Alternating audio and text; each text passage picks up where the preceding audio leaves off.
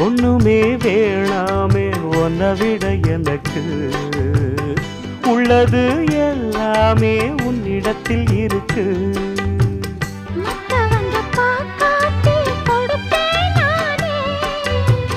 இப்ப இங்க ஆடேது ரகசியம்தானே. காத்திருக்கேன் கதவை திறந்து உள்ளுக்கு வாடி.